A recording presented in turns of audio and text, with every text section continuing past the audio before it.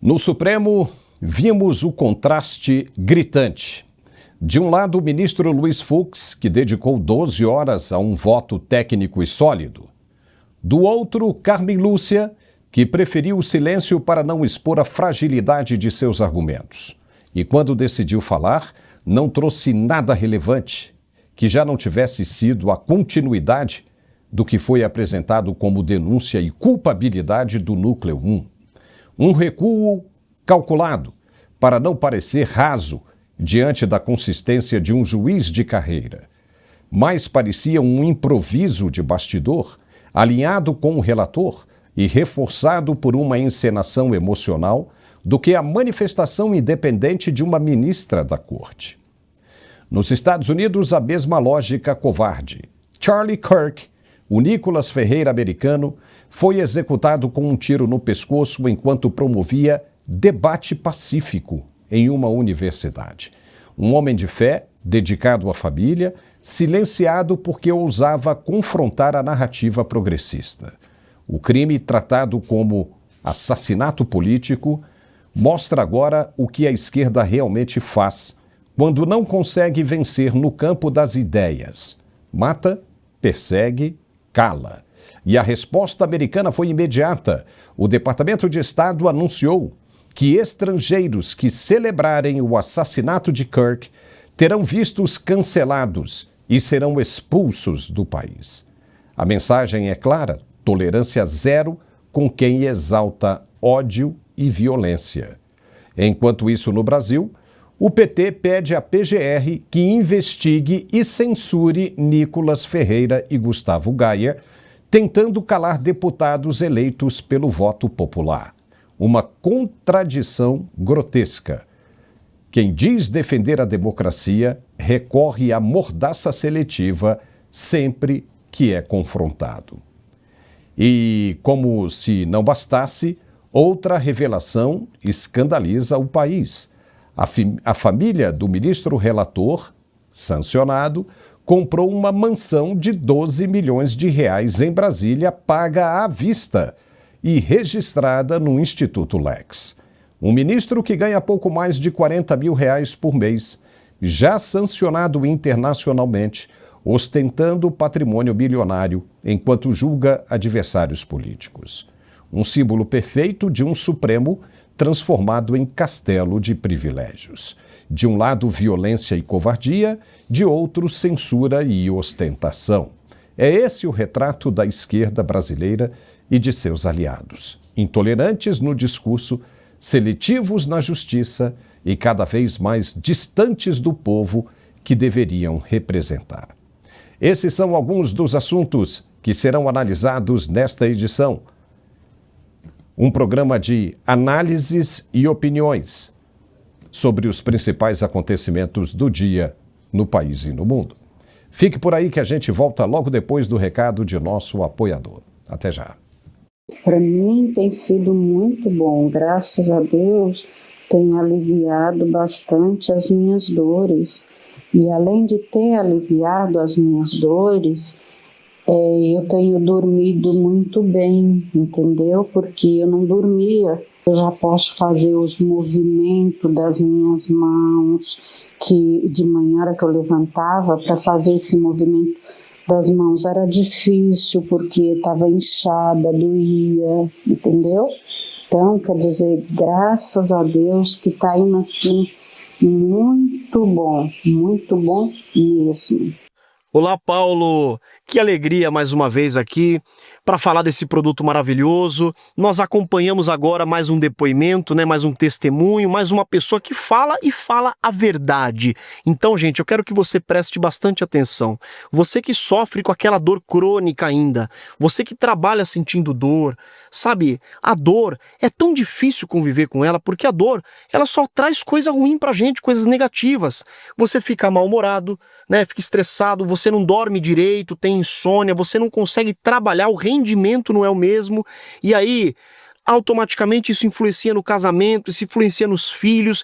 É muito difícil conviver com a dor. E eu falo por experiência própria, porque eu também tive problema precoce, eu tive artrose, eu tive condromalácia, e eu falo com todas as letras, gente. Sofrer com dor não é para qualquer um. E você que sofre com dor, sabe que só quem sabe isso é quem sente na pele, é quem passa por isso. Então, para você que sofre com dor, o Articular, que ele é o melhor produto ortopédico do Brasil. Ele é o único produto hoje que atingiu a pontuação máxima em questão de resultado. Por quê? Porque ele reúne todas as propriedades que um reumatologista, que um ortopedista indica para quem sofre com dor. Ele tem uma alta concentração de condroitina, de magnésio, cúrcuma, vitamina D, cartilagem C2 e o principal de tudo, que é o que o torna esse produto um produto premium, um produto nobre, é porque ele tem o ácido hialurônico ortopédico. E para quem não sabe ainda o que esse ácido hialurônico ele faz na nossa saúde, ele é simplesmente tudo, porque ele consegue reconstruir todas as paredes, todas as proteções dos ossos. Então você que tem osso batendo com osso, inflamação crônica, ao invés de você colocar uma prótese, por exemplo, hoje o tratamento a ser feito com maior eficácia é a infiltração de ácido hialurônico. Eles preenchem esse espaço vazio onde está ressecado, onde está batendo osso com esse ácido hialurônico, e o atrito ele deixa de existir. E aí, você tomando o Articular, que você já tem esse ácido hialurônico. E o importante é que ele tem uma nanotecnologia que consegue identificar a área do desgaste, a área da inflamação e carregar esses nutrientes diretamente para o local da dor. Então você deixa de sentir essa dor já na primeira semana de uso. Então, gente, é um produto maravilhoso que vai te dar resultado e vai te dar resultado rápido, porque quem tem dor tem pressa. Quem tem dor não quer esperar e eu tenho certeza que você também não quer esperar. Então, hoje, para você que sofre com dor, artrite, artrose, fibromialgia, hérnia de disco, bico de papagaio, você que não aguenta mais desperdiçar o seu dinheiro com medicação de farmácia, faz o seguinte, já vai ligando agora e aproveita porque estamos em promoção para os 500 primeiros telespectadores, desconto de 80% na nota. É só você ligar 0800 591 4391 0800 591 4391. Vou repetir: 0800 591 4391. A ligação é gratuita. Temos também a opção via QR Code. Você aponta a câmera do seu celular para o QR Code e você cai direto no WhatsApp. Ou, se você preferir, pode salvar esse mesmo número nos seus contatos, chamar a gente no WhatsApp, que você estará participando da promoção e o seu desconto será garantido. E ainda ganha de presente 2 pomadas massageadoras, são pomadas de extrema qualidade, que também tem o ácido hialurônico dentro delas. Vai receber um aparelho de massagem profissional e um robô aspirador que vai limpar a sua casa para você. Sabe qual que é o melhor de tudo? É que o pagamento é só para setembro, então você recebe, melhora e paga depois. Ligue 0800 591 4391 0800 591 4391, Paulo. Raso, vago e sem consistência. Foi assim a manifestação da única mulher remanescente na mais alta corte do país. Depois do voto brilhante do ministro Luiz Fux, nesta quarta-feira, que dedicou mais de 12 horas a uma exposição técnica e consistente, foi a vez da ministra Carmen Lúcia se manifestar. O contraste, porém, não poderia ser mais evidente. Consciente da fragilidade de seus argumentos diante da aula de magistratura apresentada por Fux, ela preferiu nem ler o voto em plenário. A decisão soou como uma forma de evitar a comparação direta com a densidade jurídica e a experiência de um verdadeiro juiz de carreira. Enquanto Fux demonstrou domínio, preparo e firmeza em cada linha de sua manifestação, Carmen Lúcia buscou o silêncio estratégico para não expor a falta de solidez do seu posicionamento. O episódio reforçou a diferença entre um voto construído com profundidade e responsabilidade e outro que, por receio de parecer raso e infantil, acabou omitido diante da corte.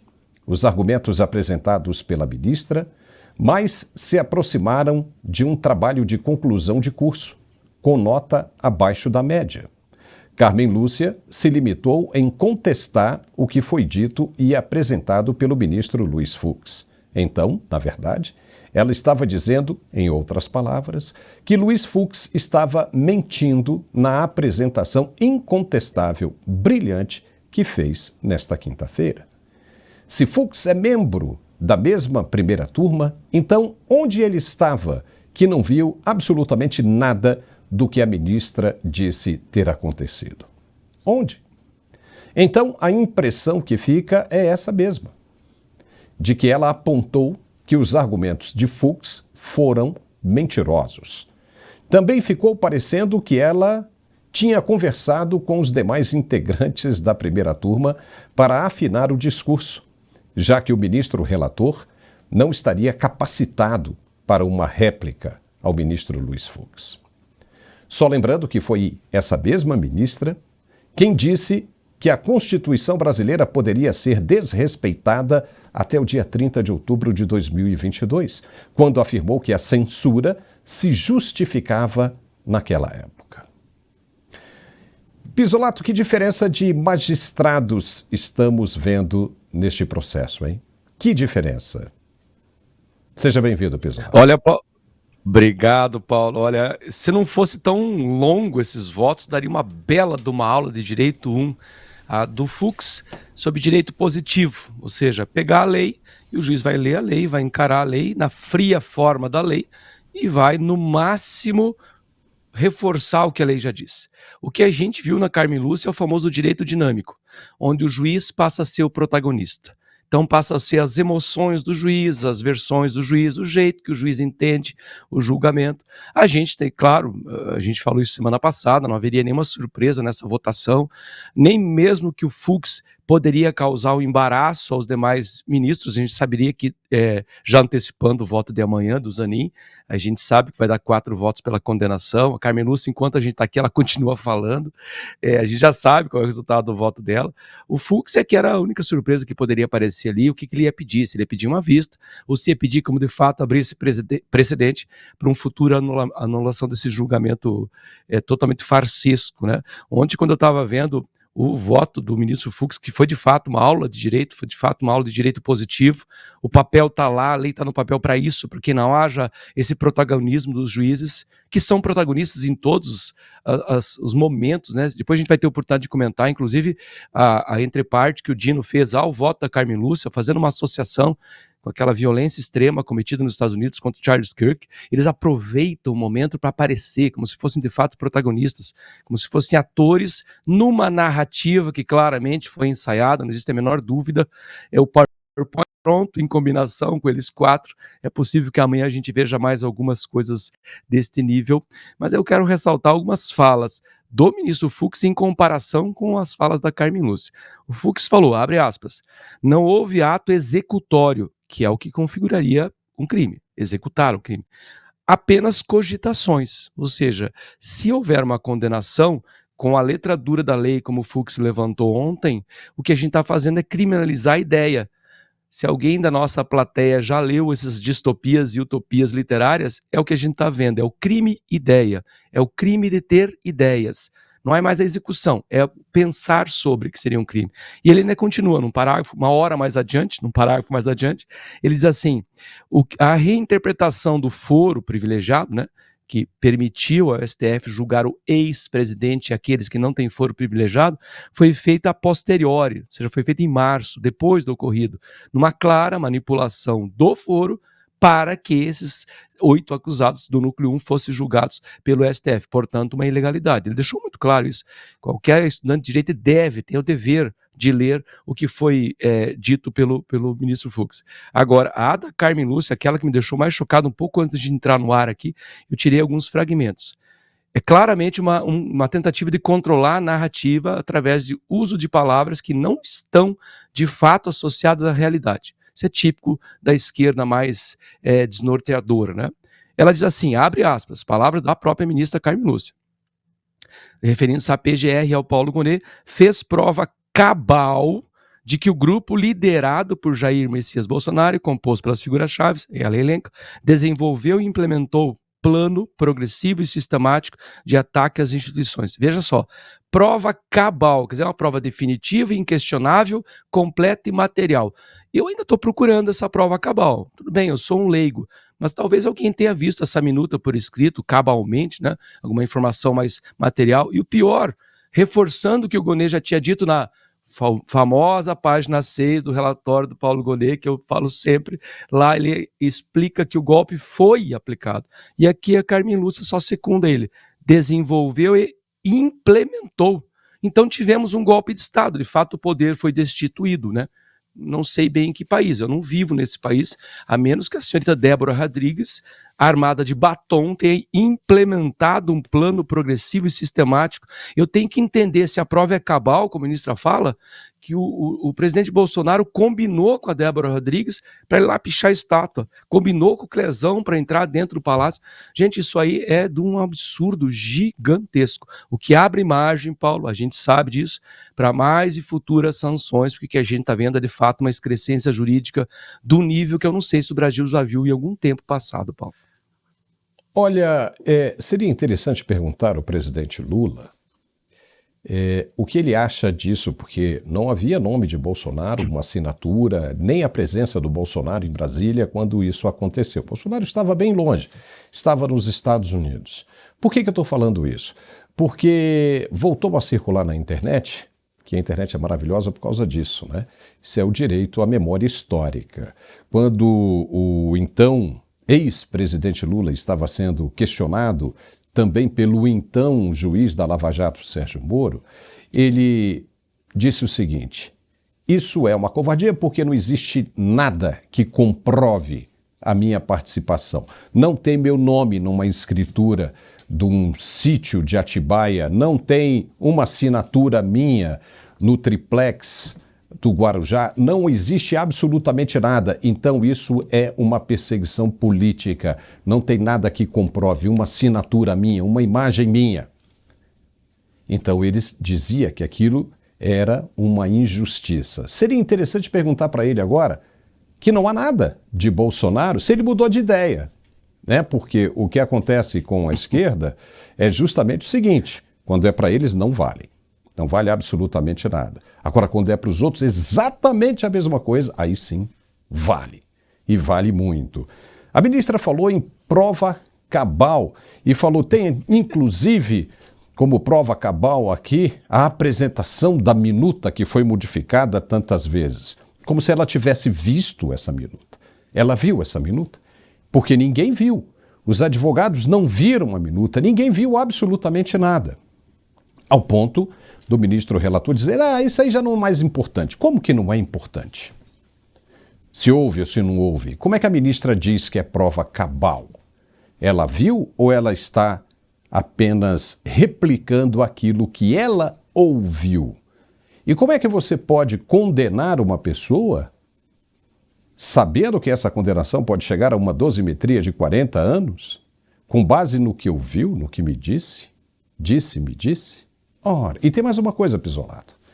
Na hora do voto da ministra, o ministro relator intercedeu, interrompeu a leitura do voto da ministra e falou como se fosse a vez dele, como se ele tivesse falando, sendo que ele foi o relator, ele já tinha falado o tempo dele todo.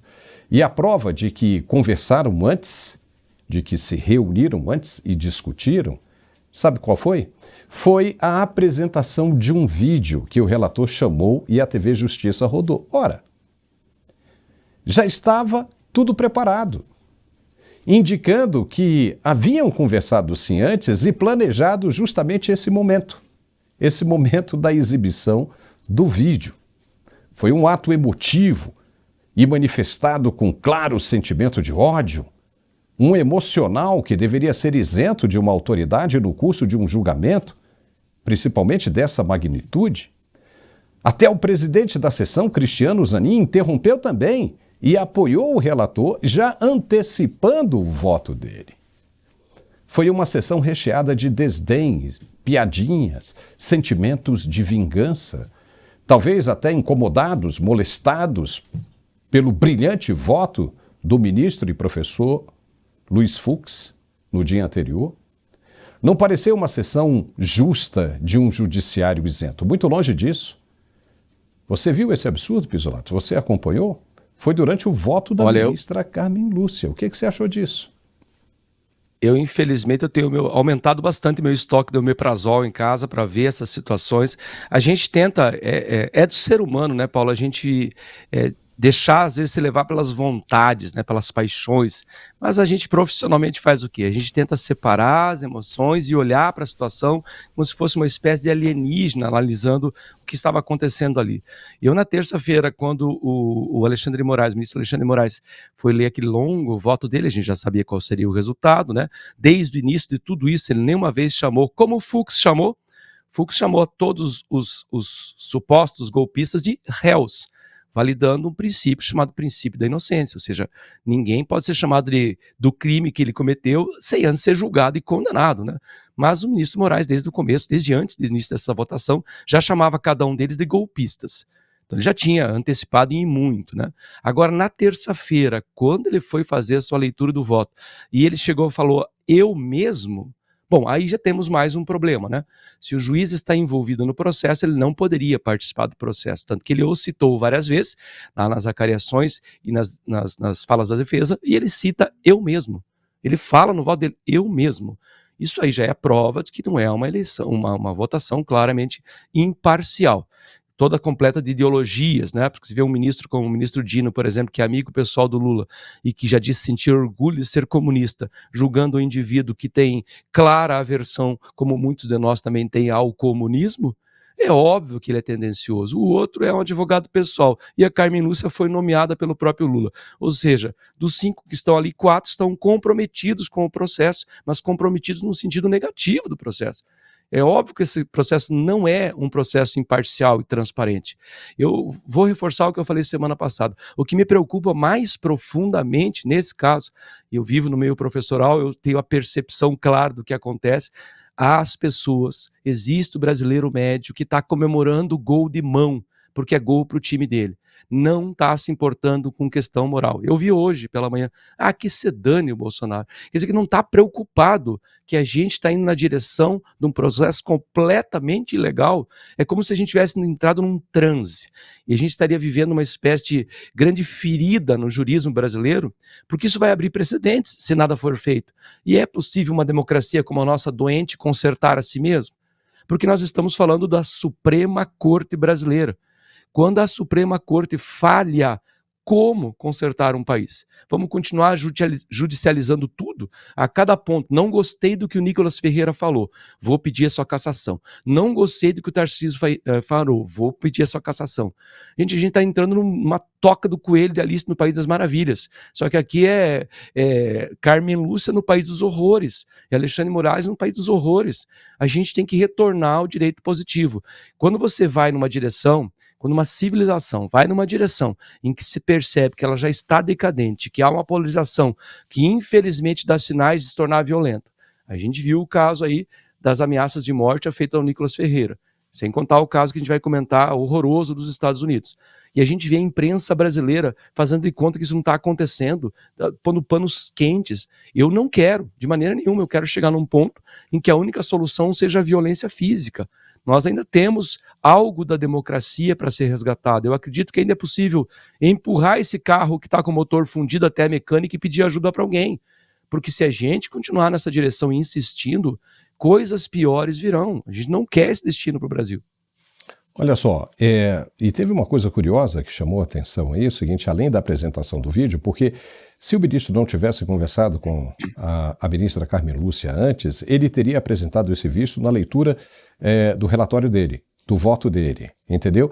Depois que o ministro Fux fez aquela brilhante apresentação, aí hoje a gente vê isso, ele pede, né, a palavra, intercede e ainda apresenta um vídeo, né, já colocado ali 2 vídeos, que na verdade só mostrou o quê? Mostrou uma baderna, Uma baderna como a gente já viu até piores em Brasília acontecendo no passado. E quando ele bota que o presidente Bolsonaro estaria incitando o povo contra as instituições, não foi isso que vimos.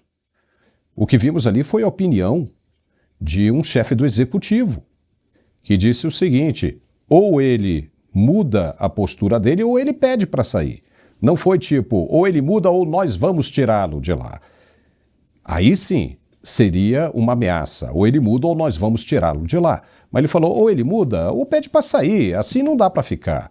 Então foi uma expressão de opinião. Ele externou uma opinião. Mas isso foi usado ali como matéria de convencimento. E não convence, porque todo mundo percebeu isso. E outra, de novo, foi lá, correu, preparou, conversou com a ministra antes, olha, vamos combinar isso. E aí essa é a prova de que combinaram para colocar. Então realmente é uma situação colocada. E disse, mais ainda, que foi uma manobra, né, esse planejamento todo para a derrubada de poder, uma manobra fortemente armada. Fortemente armada, sendo que o ministro Fux disse que não houve a apreensão de nenhuma arma de fogo sequer. Nenhuma. Nem um revólverzinho 22. Nada.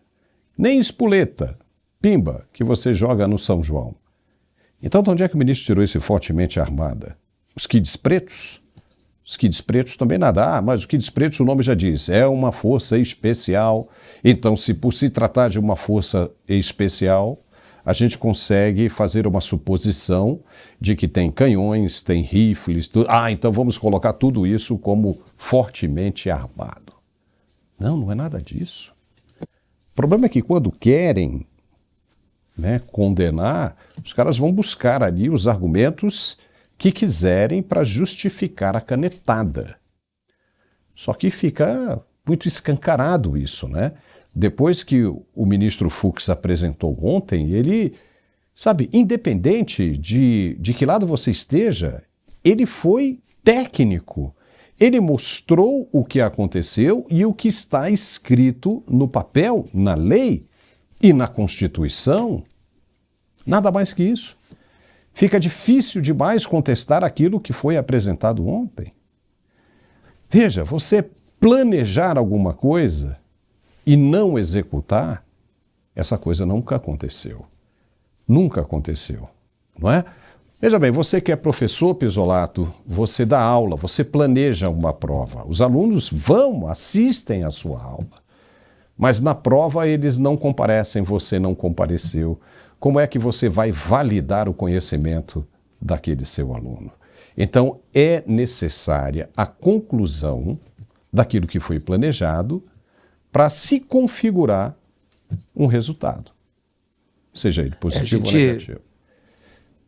A gente estaria entrando aí num grau de jurismo que eu não consigo imaginar, talvez algum tipo de poder ectoplasmático de entrar dentro da cabeça das pessoas e criminalizar o que elas estão pensando.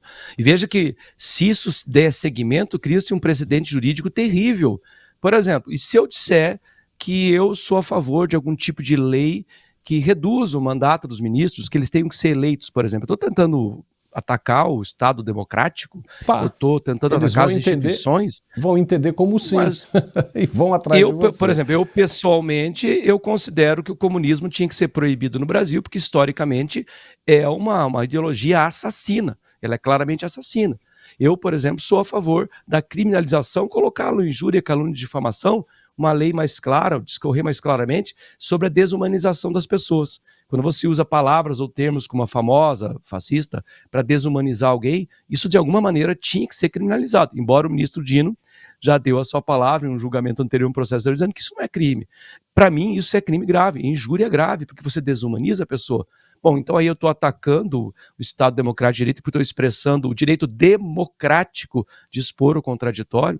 O que a gente está vendo, Paulo, para mim encerrar, é uma novela daquelas muito mal escritas, que lá pelas tantas você já sabe o final, então de vez em quando eles colocam algum personagem novo, aparece o filho novo de alguém aí, um texto diferente para tentar dar algum argumento para quem sabe a plateia continuar ligada. Mas ó, esses episódios são longos demais, A gente já sabe o final, não há nenhuma surpresa aí. A gente continua aguardando que apareça um diretor, quem sabe organiza essa patacoada que está sendo esse julgamento. Ô, Pisolato, essa semana nós estamos numa campanha e a gente encerra amanhã, que é a campanha do Ajude o Nosso Canal, né? Com R$ 14,90 e leva para casa esse livro de receitas maravilhoso. Você gosta de cozinhar? É um chefe de cozinha? Então, está aí. É uma troca muito justa, R$ 14,90. Você leva aí mais de 70 receitas para casa. Nessa primeira edição de Receitas do Mundo, o foco está na culinária indiana. Né? Para quem gosta, conhece, vai se deliciar com o que tem aí. Tem muita coisa de masala, que é uma erva maravilhosa, um tempero sensacional que os indianos usam. E eu tenho certeza absoluta que você vai gostar. Tá bom? Você entra no site que está aparecendo agora aí na sua tela, editorancg.com.br, e faça o seu pedido hoje mesmo, ou seja, a sua contribuição com o nosso canal, R$ 14,90, é bem acessível, é uma oportunidade legal, e em troca a gente oferece para você esse livro de receitas sensacional, vale a pena. Chega no final de semana, você quer fazer aquela comida diferente, tá aí, vai lá, ó, página tal, 24, página 73, e você vai encontrar aquela receita maravilhosa. Então acesse aí editorancg.com.br e faça a sua contribuição. Obrigado. Vamos em frente. Charlie Kirk, fundador da Turning Point USA, foi assassinado nos Estados Unidos atingido por um tiro no pescoço, enquanto participava de um debate em universidade. Socorrido, não resistiu.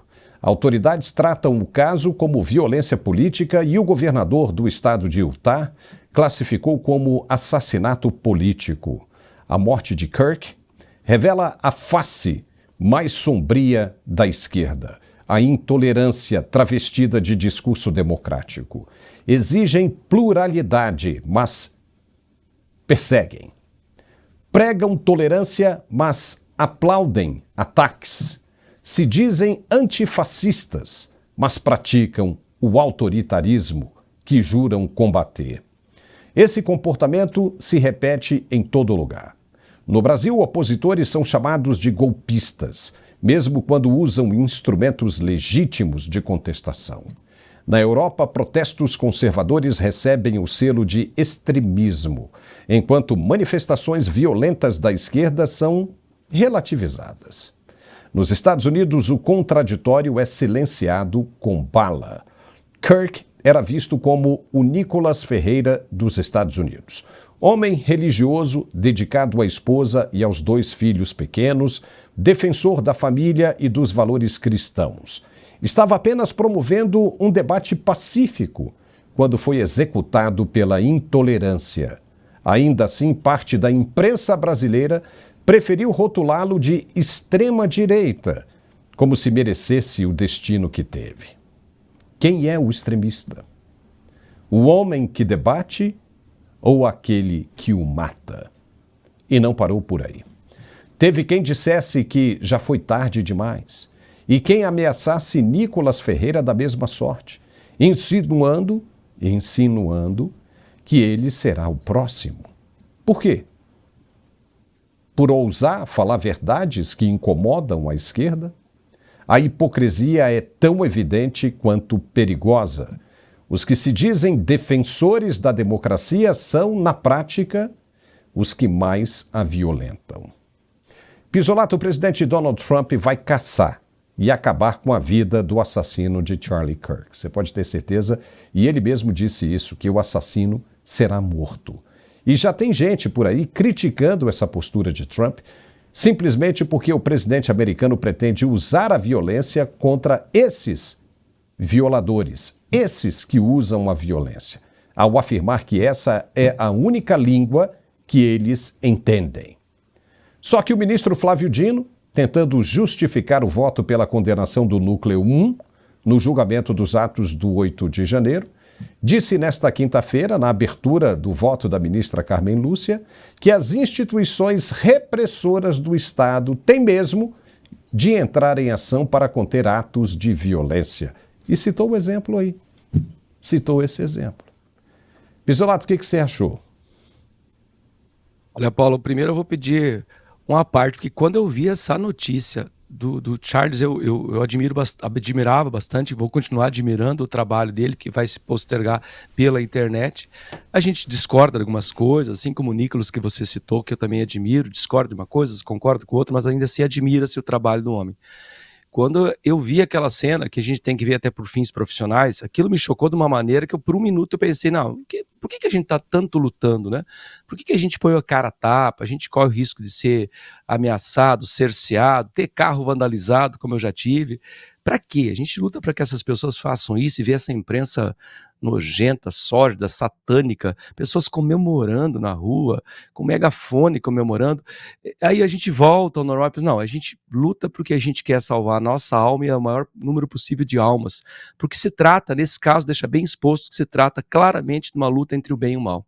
Entre aquelas pessoas que por várias vezes dizem que estão lutando por liberdade, democracia, por diversidade, mas como você bem disse, é o oposto disso. Porque a ferramenta da esquerda é essa mesmo, é a inversão moral. Só é liberdade se for do jeito que eu quero. Só for democracia se é o voto concordar com o meu. Só é diversidade se for como os meus. Senão eu vou censurar, prender e assassinar. Lembrando que Charles Kirk é só mais uma das muitas vítimas e infelizmente a gente prevê que à frente virão outras. Quanto ao papel da imprensa, eu vou me preocupar com essa imprensa quando ela parar de dizer extrema-direita e começar a usar a expressão extrema-esquerda. Porque uma pessoa que está disposta a matar um outro, que tem como arma o microfone, a sua inteligência, está lá de peito aberto, debatendo com todos que estão ali para debater com ele, inclusive os contraditórios, isso é democracia. E nenhuma vez eu vi ele levantar a voz, nunca vi ele xingar ninguém, nunca vi ele se recusar ao debate, ou seja, nada mais democrático que o Kirk fazia. E a resposta da esquerda radical, da extrema esquerda, é assassiná-lo. E aí, para ironia das ironias, ele estava usando uma camiseta escrita Freedom, liberdade. Esse é o resultado. Agora, sem ser esse papel ridículo que a imprensa faz, cabe aqui a gente ressaltar aquilo que eu mencionei anteriormente, a ideia da desumanização. Esse é o resultado da desumanização. Quando você olha para um ser humano defendendo seus princípios, sua família, defendendo seus ideais religiosos, defendendo de forma honesta, aberta, franca, democrática, eu não concordo com ele em algumas coisas, eu não vou lá cometer um ato violento contra ele. Agora, quando você desumaniza uma pessoa, e sabe quem é que desumanizava as pessoas para daí poder matá-las com mais tranquilidade na consciência? Justamente os nazistas. Eram eles que desumanizavam as pessoas. Quando o Luiz Fux fez seu voto, não teve aí uma figura que a gente não pode nem mencionar o nome, né? Embora tenha publicado em redes sociais, ela não torceu pela morte do ministro, inclusive fez claras associações ao fato dele ter raiz judaica. Isso é antissemitismo. Antissemitismo que desumaniza uma pessoa. Olha, sabe quem que fazia isso? Os nazistas. Isso é a famosa inversão moral da esquerda. Eles fazem aquilo que eles nos acusam de fazer. Nós defendemos liberdade. Eu vivo falando, eu tenho amigos que são esquerdas, tenho amigos que são comunistas, prefiro dizer colegas, mas a gente quer o debate. A gente quer o debate porque a gente crê, tem a esperança que através do debate a gente abra a cabeça das pessoas e elas entendam que tipo de coisa elas estão defendendo. E aí o voto de Dino, olha a parte que o Dino fez na Carmen Lúcia, típico de um protagonista que ia aparecer, passou 3 horas no voto do Fux olhando para o celular. 3 horas ele ficou brincando no celular. Sabe lá Deus o que estava fazendo aquele celular, em vez de dar atenção a um colega juiz, para quem sabe, aprender alguma coisa, com alguém que deu uma aula de fato e direito. E ainda ele faz uma parte na Carmen Lúcia e aproveita para já dar uma dica do que vai acontecer se vier a anistia. Eu não tenho todas as palavras, que foi extenso o voto ou a parte dele, mas ele fala algo como, olha lá, nos Estados Unidos anistiaram o caso do Janeiro e não adiantou nada, olha aí o que aconteceu. Ele está associando de fato a anistia ao grupo de direita com um assassino de esquerda. A pacificação da direita, a direita que até onde eu sei nos Estados Unidos, não tem assassinado ninguém. Já a esquerda, infelizmente, nós estamos aí já. Bolsonaro, o Shinzo Abe no Japão, o Trump, que sofreu 2 tentativas, o Uribe na Colômbia, o Villavicencio no Equador, agora o Charles Kirk e muitas outras que infelizmente virão, porque a gente está vendo nas redes sociais as declarações e os desejos. Isso aí não é democracia, isso é desumanização, e essa desumanização tinha que ser sim criminalizada. Olha, não sei nem se você colocou, ainda teve o fato do próprio Bolsonaro, né, ter tido aí uma facada, não sei se você chegou a falar, mas tem uma coisa horrível, e agora os caras falam o seguinte o tempo todo, começam a ameaçar agora o ministro Luiz Fux, o deputado Nicolas Ferreira, esse cara que nós vamos colocar agora aqui, isso saiu no ex-Pisolato, olha a cara do sujeito, entendeu? Ele está dizendo ali assim, Nicolas Ferreira, eu vou te matar a tiros. Veja o que ele está dizendo. Então o Nicolas não pode mais participar. O nome desse cara, Adalto Garguier Júnior. Ele é um estudante da Universidade Federal do Espírito Santo, estudante de ciências biológicas. Então veja, é uma situação complicada. E aí teve também uma funcionária da Câmara Legislativa, o nome dela aparece, Ana Ribeiro, que incitou o assassinato do ministro Luiz Fux.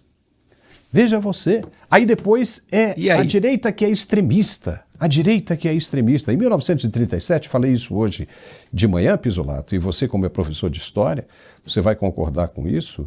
Né? Em 1937 a 45, aquele regime, o regime que aniquilou mais de 6 milhões de judeus, era um regime fascista.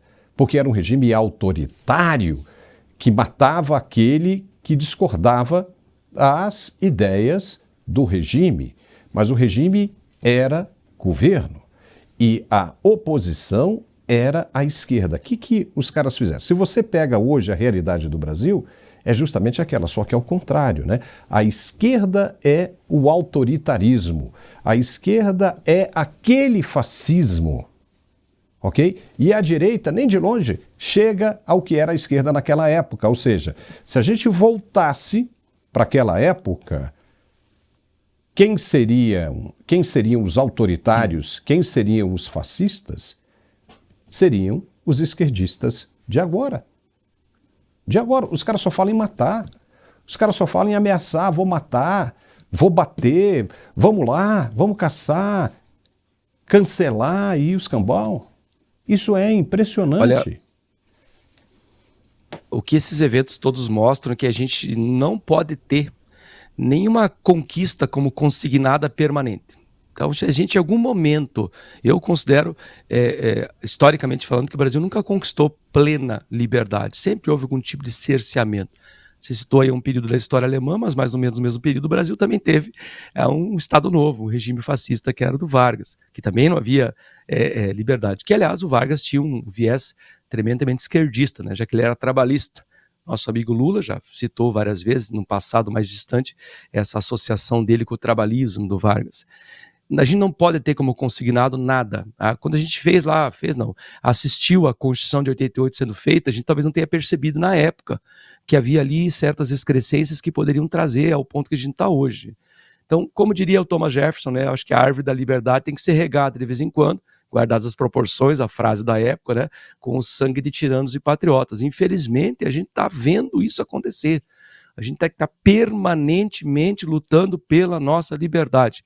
O que a gente está vendo agora, em relação àqueles tempos, esses que você citou, da época do nazismo, o que eu citei da época do Estado Novo, é que parecia que havia, apesar de haver violência, como havia de fato, parecia que as pessoas não desumanizavam as outras, a não ser num ponto extremo, como é o caso do nazismo. E é o que a gente está vendo agora. As pessoas nos acusam de ser nazistas e elas agem como se fossem. Elas acusam os judeus de serem nazistas, que é mais horrível historicamente que isso. Eu, como professor de história, eu penso, meu Deus, meu trabalho todo nos últimos 30 anos, agora em dezembro eu vou fazer 30 anos de sala de aula, parece que não serviu para nada, mas eu, claro, tenho que puxar o braço pro meu assado, Paulo, e garanto que os meus alunos, majoritariamente, jamais chamariam alguém que defende liberdade de expressão de fascista. Primeiro porque eles tomariam um zero, depois o puxão de orelha, né? Porque isso é absurdo, você dizer que uma pessoa que defende liberdade é fascista. Isso é para desumanizar. Aí essas acusações e... O advogado Jeffrey Chikini foi fazer uma palestra convidado lá no Paraná. Aqui na Federal do Paraná. Aí, né? No Paraná. E aí os caras só faltaram matá-lo aí. Ele disse, eu estou sendo ameaçado aqui. E aí, extremista é ele. e os outros não são extremistas. Aí, nós estamos com imagens Tá aí, ó. dele aí sendo hostilizado. E aí, olha, era um barril de pólvora. Aquilo ali estava aumentando. Não deixaram ele entrar e ele apenas ia dar uma aula de uma palestra. Ia fazer uma palestra, uma espécie de aula magna de direito constitucional. E aí, olha só o que aconteceu. Não é? É difícil depois, na vida, você, né, desfazer a mente dessas pessoas. Agora, Pizzolato, eu já estive assim. Eu já fui assim também, né? Quando eu me formei numa universidade que era assim, extremamente radical, eu saí assim. Mas aí, com o tempo, né, eu fui vendo que as coisas, né, não aconteciam do jeito que as pessoas diziam, porque veja, até hoje, o governo, né, do PT está aí há 20 anos, 5º mandato, 3 do Lula, 2 da Dilma, e você ainda tem gente dependendo de Bolsa Família, dependendo de Vale Gás. E é sempre a mesma conversa. Se eu chegar no final do meu primeiro ano de mandato, ou se eu chegar no final desse ano de mandato, as pessoas estiverem comendo 3 vezes ao dia, eu já terei ganho a minha vida. Ele fala isso desde aquela época do primeiro mandato. E diz, esse ano nós vamos partir para a colheita. E as pessoas ficam esperando, e todo final de ano, se eu chegar nesse final de ano, as pessoas vão comer 3 vezes. E as pessoas não acordam. Eu acordei, Pizzolato. Eu acordei, fui embora do país, passei, né, mais de 20 anos fora, né, do país, 25 anos, e a cabeça abriu. E aí você vê e fala, nossa, peraí, cara, você é enganado o tempo todo. Será que você não consegue imaginar 20 anos de poder e o cara ainda está usando, dependendo de Bolsa Família? E antes, outro dia, eu estava perguntando a uma pessoa, fala, você sabia que o Bolsa Família também existiu no governo Bolsonaro, que era 350, e aí aumentou, era chamado Auxílio Brasil? Não sabia. Foi criado no governo anterior, foi criado lá atrás, não é? Por um cara do PT, que era o Cristóvão Buarque, que criou o Bolsa Escola, e o PT achou aquilo lindo e maravilhoso, falou, não, vamos pegar isso como um projeto social para impulsionar as nossas ideias, as nossas campanhas. Criaram Bolsa Família, mas nunca passava daqueles R$300 minguados. Veio o Bolsonaro, transformou aquilo no Auxílio Brasil e levou para o preço que estava aí hoje. Né? 1.000 e pouco. Aí os caras voltaram, acabaram, porque não podia associar aquele benefício ao governo anterior, voltaram com o Bolsa Família. Só que as pessoas não se deram conta disso, Pizzolato. Elas não se informam. E se você não se informa, você é doutrinado. E o próprio Lula disse, as pessoas, quando se informam, não querem mais votar na gente. Não querem mais votar na gente. E olha, deixa eu dar só uma informação aqui, Pizzolato, antes de passar, porque com relação a esse do Charlie Kirk, isso aqui é até uma informação importante de auxílio, né, público, né? Vamos lá. Por meio do vice-secretário Christopher Landau, o Departamento de Estado anunciou que estrangeiros que celebrarem publicamente o assassinato de Charlie Kirk ou manifestarem apoio à violência política terão a entrada nos Estados Unidos proibida. Ou seja, isso em qualquer lugar do mundo. Isso é utilidade pública, hein?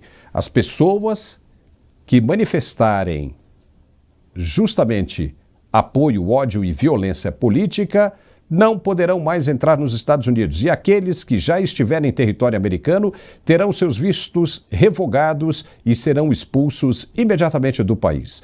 Landau reforçou ainda que as publicações devem ser denunciadas para que medidas sejam tomadas. Ele disse, abre aspas, diante do horrível assassinato de uma importante figura política ocorrido ontem, deixo claro, estrangeiros que glorificam a violência e o ódio não são bem-vindos em nosso país. Fiquei indignado ao ver comentários nas redes sociais elogiando, racionalizando ou minimizando o ocorrido.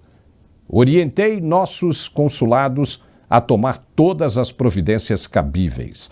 Peço que informem sobre essas manifestações para que o Departamento de Estado possa proteger o povo americano. Fecha aspas. Tá aí? Pisolato, tá aí. O G1 foi um dos que colocaram o pobre rapaz, inteligente pra caramba, como direita extrema. Um absurdo, hein? O governo americano deveria, aí, se for para pegar por aí, deverá também cancelar o visto de todo mundo que estiver ali dentro, né? Vai ficar complicado. Olha, Paulo, quando eu vejo essas pessoas comemorando a morte... Aqui no Brasil nós temos uma pessoa que eu não posso falar porque já tive meus intercursos com ele, é um professor de história também muito famoso. Ele comemora todos esses tipos de mortes. Morreu alguém que é da direita, ele comemora, ele faz vídeos, bate palma, canta parabéns. Isso para mim é sinal, primeiro, obviamente, né, de um caráter muito mal formado, alguma relação demoníaca na personalidade, na alma dessa pessoa, e, claro, sinais de decadência civilizacional.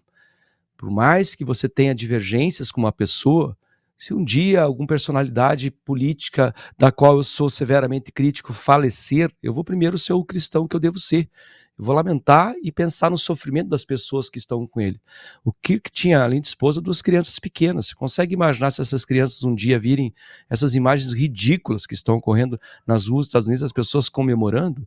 Isso denota decadência civilizacional. Eu já aproveito e faço o gancho com o que você estava mencionando sobre as universidades. Eu fui de esquerda na universidade, até uns 20 e poucos anos é até normal ser de esquerda, porque as palavras de encantamento ou de adestramento que a esquerda tem, elas costumam seduzir o jovem, porque o jovem ele é tribal, ele está em busca de um grupo para participar, mas eu nunca fui violento, nós nunca somos... enquanto universitário, nunca fui violento com ninguém. Eu discordava, batia a boca, como um adolescente totalmente despreparado, a gente xingava às vezes, mas nunca partiu para a violência. Mas aí aconteceu uma coisa mágica que costuma acontecer quando você vai para a universidade, você estuda. Aí você estuda, você começa a ver que aquelas ideias já não fazem mais nem sentido lógico, quanto mais sentido prático. Aí tu começa a conhecer casos como o do Holodomor na Ucrânia, casos da grande fome do mal, e soma os números e não, peraí, como é que um sistema, eu vou usar uma camiseta usando uma foice e martelo de um sistema que matou mais de 100 milhões de pessoas. Eu tenho que ser muito alienado, eu tenho que ser muito adestrado para continuar nessa linha. Eu como professor, estou sempre preocupado com o quanto os nossos alunos conseguem compreender a profundidade desses problemas, que às vezes parece só mais um evento. Mas quando eu vejo um evento como esse, uma personalidade pública sendo assassinada da maneira cruel, horrível que foi, no próprio ato já tinha gente comemorando quando viram o corpo dele. Gente, isso aí é de um absurdo, de uma decadência civilizacional que cabe a nós, pais, professores, alunos, pôr a mão na consciência e enxergar que existe algo muito maior do que a nossa ideologia política. Olha, Pisolato, eu vou te pedir só um tempinho, hein, que a gente tem que dar o recado aqui de nosso apoiador e a gente já volta. Fique por aí, até já. Você sabia que o Brasil lidera o número de pessoas com ansiedade? São mais de 18 milhões de pessoas. E que mais de 11 milhões de pessoas sofrem de depressão? Pensando em contribuir para a melhor qualidade de vida dessas pessoas, a Arque Suplementos traz para o Brasil o cogumelo Juba de Leão. Às vezes eu preciso lembrar de uma coisa, então eu tô no quarto, eu preciso descer, quando eu chego embaixo, eu já esqueci o que eu tinha que fazer. Amanhã eu tenho que entregar um trabalho. Não durmo. Às vezes eu até sonho. Depois que eu comecei a tomar o Juba de Leão, consigo descansar a minha mente. Claro, eu ainda tenho a ansiedade, mas não tão forte igual se eu não estivesse tomando.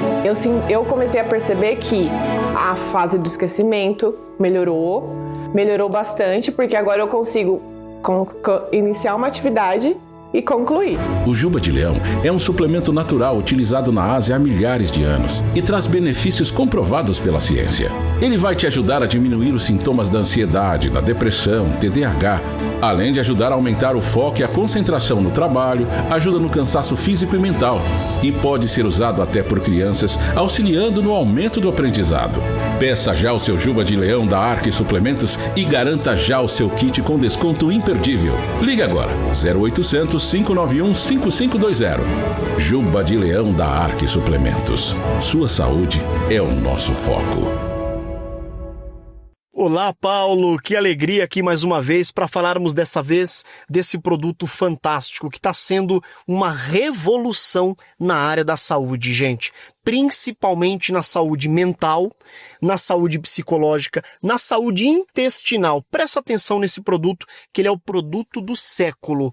Cogumelo juba de leão, mais conhecido como cogumelo Yamabushitake na Ásia. Ele é um cogumelo exótico, é um cogumelo ansiolítico, é um cogumelo anticâncer e é um cogumelo que regenera as células cerebrais, melhora a comunicação neural, regenera as células nervosas, antidiabético, baixa as gorduras no sangue, protege os neurônios e a função cognitiva, melhora toda a nossa função cerebral e ele ajuda na comunicação dos neurônios. Então, para quem tem esquecimento, para quem tem Alzheimer, para quem tem Parkinson, esse produto é excelente.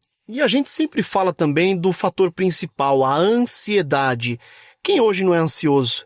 Quem hoje não chega em casa com aquele cansaço mental terrível? Principalmente você que é médico, advogado, você que trabalha no escritório, você que trabalha com pressão, você que tem equipe, você que trabalha com uma alta demanda mental. É muito difícil o dia a dia. É por isso que esse produto ele é consumido há milhares de anos. Os monges, por exemplo, quando iam se concentrar, fazer meditação, eles usam esse produto, eles consomem o cogumelo puro para melhorar a concentração, para ter uma melhor conexão. E isso é comprovado. O cogumelo juba de leão, ele é um excelente produto para quem tem ansiedade, para quem tem perda de foco, para quem tem problemas de memorização. E o melhor de tudo, sabe o que é? É que ele é um produto que não é só para idosos, ele é um produto para todas as idades, inclusive para crianças. Hoje muitas crianças sofrem com autismo, com TDAH, e esse produto ele é excelente porque ele também ajuda a função nervosa, a coordenação motora, a facilidade do aprendizado infantil. Então é muito importante as crianças utilizarem esse produto. Fora que o cogumelo juba de leão, ele é rico em vitaminas. É um produto maravilhoso. Então, gente, você que sofre com ansiedade, você que tem uma alta demanda mental, trabalha com resultados, trabalha com meta, trabalha com equipe, você que precisa realmente deitar a cabeça no travesseiro e conseguir dormir, conseguir descansar a sua mente. O cogumelo juba de leão é o produto certo para cuidar da sua saúde cerebral, da sua saúde psicológica e também da saúde intestinal. Para quem tem úlcera, para quem tem gastrite nervosa, para quem tem problemas de queimação, cogumelo juba de leão. E aproveita hoje, porque olha, estamos numa promoção imperdível. Para os 100 primeiros telespectadores que ligarem, desconto de 80% na nota. É só você ligar 0800 591 5520 0800 591 5520. A ligação é gratuita. Tem o QR Code também que você pode ser atendido direto pelo WhatsApp. O número também, se você salvar, é o WhatsApp. Um especialista vai te atender. E o melhor de tudo é que o resultado é muito rápido. E o produto, ele é em pó. Basta você tomar um scoop por dia. Ele tem sabor de limão siciliano. E é uma delícia. Então você ligando agora, garanta já o seu cogumelo juba de leão. 0800 591 5520. Pagamento só para o mês de setembro. Ligue 0800 591 5520, Paulo.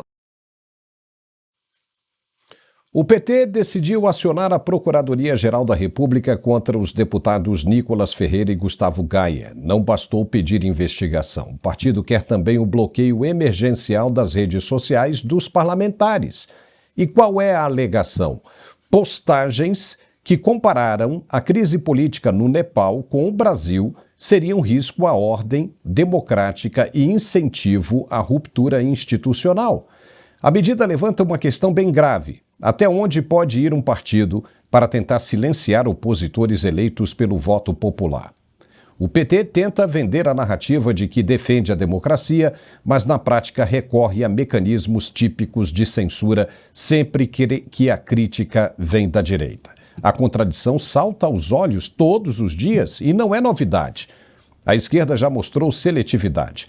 Quando discursos radicais de seus aliados beiram a violência ou o ataque às instituições, a complacência. Aí não é nada, aí tudo pode. Mas Quando conservadores questionam ou criticam, aí vira caso de polícia. Essa incoerência desmonta o discurso petista e revela um viés autoritário disfarçado de defesa democrática. É um comportamento que, ironicamente, se aproxima mais do fascismo que eles dizem combater. Bloquear redes sociais de parlamentares é abrir um precedente perigoso, é autoritarismo.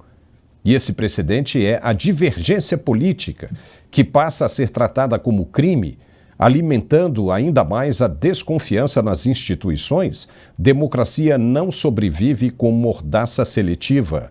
O que o PT chama de defesa da ordem democrática é, na verdade, estratégia para controlar o debate público. Matam, agridem, prendem. É sempre a mesma lógica. Violência, ódio e intolerância. Tentaram matar Bolsonaro, como você disse, tentaram matar o Trump, executaram Miguel Uribe na Colômbia, mataram Charlie Kirk em Utah e por aí vai. E enquanto conservadores tombam, figuras como Gleisi Hoffmann dizem ter vontade de bater em mulheres que protestam contra Lula. Você lembra disso, Pisolato? E o Lindbergh falando, em penas cabulosas de 42 anos para traidores da pátria e mencionando, deixando implicitamente que em outros países há pena de morte. Quem são os extremistas, o Pisolato? Quem? Paulo, isso aí é suco de PT. Tá? Suco de PT denota muito mais a sua baixa cognição, sua alta canalice, né? Porque quando é do lado deles, pode tudo, né? Nada é imoral. E quando os outros a questionam, bom, a gente já tem aí a primeira turma votando pelo crime de pensamento, agora a gente está criando o crime de analogia. Eu fiquei imaginando quando eu vi essa história do PT tentando entrar com recurso para não permitir que se faça comparações entre o caso brasileiro e o caso do Nepal, eu fiquei imaginando eu como professor.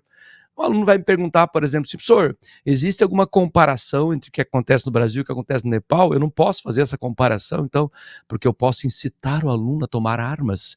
Se eu falar, por exemplo, que os jovens do Nepal estão participando nas manifestações do Nepal e derrubando o poder do Nepal porque tiveram suas redes sociais censuradas e que é um governo comunista, eu estou fazendo algum tipo de incitação ou estou simplesmente constatando uma realidade? É claramente, como você bem disse, é claramente um passo a mais em direção à tirania. Judicializar tudo que é contraditório. Quero crer que essas pessoas estão há tanto tempo na política, né? A Lindbergh Farias, a Gleisi Hoffmann, o próprio Lula, embora já declare os sinais que ele está há tanto tempo em campanha, que o discurso dele é basicamente campanha populista, clientelista, como sempre foi. Então ele está meio que fora do jogo, ele continua em campanha, parece que entregou para a Gleisi esse lado do discurso petista. Mas essas pessoas estão há tanto tempo na política que eu não posso acreditar que elas não saibam que estão falando, defendendo uma tirania. Porque num regime democrático, eu não vou me cansar de falar isso nunca, por mais que já tenham criminalizado nos votos da primeira turma o pensamento, agora estejam tentando criminalizar a analogia, já vai vir o crime de hipótese. Eu não posso levantar hipóteses porque isso pode ameaçar a democracia. Isso não é democracia. Democracia tem que conviver contraditório. O senhor Lindbergh Farias tem que aprender a engolir aqueles que pensam diferente dele. A dona Gleisi Hoffmann, idem, tem que aprender a engolir aqueles que pensam diferente dele, porque isso é democracia. Como nós toleramos as excrescências que Gleisi Hoffmann, Lindbergh e Lula falam, embora muitas delas, como a lei já prevê, injúria, calúnia e difamação. Mas aparentemente, como há esse puxadinho chamado Suprema Corte, que parece que quando se trata de ofensas à direita, tudo é permitido, porque é liberdade de expressão. Agora, quando mira à esquerda, pronto, aí é judicialização, censura, prisão e, infelizmente, como nós temos visto aí, casos de assassinato. Eu temo, de fato, eu temo. A gente não gosta nem de pensar na possibilidade, mas quando a gente começa a chegar nessa direção e ver pessoas como essa que a gente mostrou no começo do programa, ameaçando claramente de morte, agora pedindo desculpas. Agora há pouco estava vendo que ele fez uma postagem imensa pedindo desculpas. Mas daí ele não está ameaçando o Estado Democrático de Direito, só pedir desculpa resolver o problema? Aquele outro caso da funcionária da Câmara ameaçando de morte o ministro, não está ameaçando o Estado Democrático de Direito? Não deu 48 horas para a pessoa se explicar, não fez um busca e apreensão? A gente está vivendo uma inversão moral. E volto a repetir, como vamos consertar um país. E aí vou fazer um ganchinho lá com uma das primeiras falas.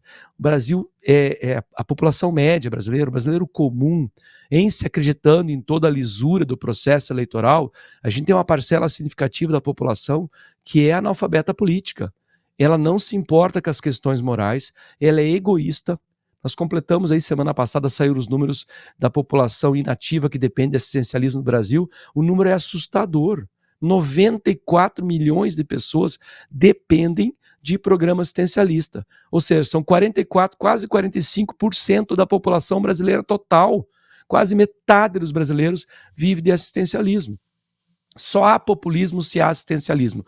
E eu me preocupo muito com essa parcela populacional que comemora assassinato de inimigo político, de adversário político, que não se importa que o resto do Brasil pague para que ele vive em casa durante 26 anos. Como a gente noticiou aqui algumas semanas, aquela família comemorando a idade do filho, 26 anos, quando todo ser humano quer o quê? Crescer, empreender, ser autônomo, independente. A gente tem um governo que está repetindo a mesma fórmula, Paulo. Difícil consertar um país assim. Não, isso tem tudo a ver lá atrás, nessa formação aí nas universidades, né? Isso vem lá de trás, né? Eu adoro conversar com você porque a gente pode falar um pouco de história, né? Você lembra de Leon Trotsky, onde nasceu todo esse, né? Pois é, essa ideia do socialismo marxista e por aí vai. Leon Trotsky, eu li todas aquelas porcarias dele, né? Mas o que mais chama a atenção é a Revolução Permanente, de 1930. Você conhece esse livro, né? Onde ele diz que essa revolução tem que ser permanente e tem que se estender internacionalmente. Veja, isso é de 1930. Olha o pensamento do cara em 1930. Disse que isso não pode parar, né, na burguesia, tem que seguir adiante em todos os segmentos, né? É uma revolução. O cara só pensa nisso. Ele quer destruir aquele cara que te emprega para depois viver de quem? Do Estado. É isso? E o Estado tem condições? Isso era naquela época, 1930, era travado. Agora não existe absolutamente mais nada disso. Você quer crescer. Você quer evoluir, você quer passar para um outro nível, você quer ter mais de uma televisão dentro da sua casa, você tem uma casa de 4 quartos, você quer ter uma televisão em cada um desses lugares. Mas o presidente, ainda com essa mentalidade de 1930, diz que você só pode ter uma televisão. Uma televisão. Aí sendo que ele usa um sapato de 11 mil reais, uma gravata de 14 mil reais. Ou seja, para eles que idealizam tudo isso, tudo vale. Toda a riqueza do mundo, se hospedar em hotéis de 5 estrelas, 6 estrelas, comer como príncipes, reis, o povo tem que ficar pobre. E os caras não acordam para isso. Não acordam. Porque se você cresce, se você prospera, a esquerda que nós conhecemos hoje perde a sua razão de existência. Perde a sua razão de existência. Porque ela foi criada com esses pilares marxistas, trotskista, e por aí vai. Entendeu? Então, os caras querem isso. Tipo, se você não tiver isso, os caras não existem mais. Porque você cresceu, você foi para frente. E ela não é preparada para isso. Ela é preparada para manter você num sofrimento, para dizer que sempre está trabalhando pelo seu melhoramento. E você nunca alcança esse status melhorado da sua vida. Nunca. Poxa, Pizzolato, é muito bom bater o papo. Chegamos ao final aqui do nosso programa. Já? Já é fantástico, né? Também gosto muito, muitíssimo obrigado, viu? E temos que pensar aí em uma forma de você aparecer mais vezes, viu, Pizzolato? Se prepare aí, meu irmão. Vou te escalar direto, né? É muito bom.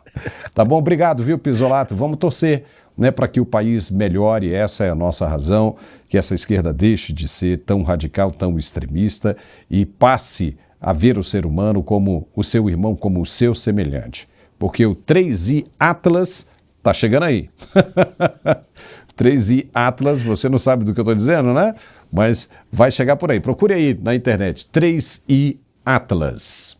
Aí o pessoal vai se assustar. Grande abraço, Pizzolato. Até a próxima. Abraço, Paulo. Tchau, tchau. Muito bem, nós ficamos por aqui com esse programa, mas não antes de anunciar esse produto fantástico que você está vendo agora aí na sua tela. Etche, Uma Noite em Sevilha é um perfume fantástico, você tem que adquirir esse perfume. Se você é nosso seguidor, se você gosta do nosso programa, você tem que se identificar com ele. e a melhor identificação é usar esse perfume aqui. Um perfume unissex que serve para qualquer ocasião, é o perfume que eu uso no meu dia a dia. Aonde eu vou, em qualquer reunião social, também estou com ele. É um perfume que vale para qualquer ocasião. Então acesse o site que está aparecendo aí na sua tela, etielojavirtual.com, e faça o seu pedido hoje mesmo. Lembrando a você, tá? Isso aqui agora é uma informação muito importante, que segunda-feira vamos começar com uma edição exclusiva para os membros do canal. Ao meio-dia, segunda-feira de meio-dia a 1h, edição exclusiva. E aí a gente vai poder falar o que quiser. A gente já fala aqui sempre, mas vai ser um programa bem diferente, bem interessante, com muita informação, e também nós vamos fazer distribuição de prêmios, né? Nós vamos chegar no momento que nós vamos estar distribuindo camisetas da Mundial Telenotícias, né? E outras coisas mais interessantes, né? Perfume, tudo isso para os membros, mas só para os membros do canal, tá bom? É uma família grande que estamos criando e crescendo, e contamos muito com a sua ajuda. Um forte abraço. Amanhã ao meio-dia estaremos de volta ao vivo com Carlos Dias e Alfredo Bessoff. Um forte abraço mais uma vez, um beijo grande e até lá.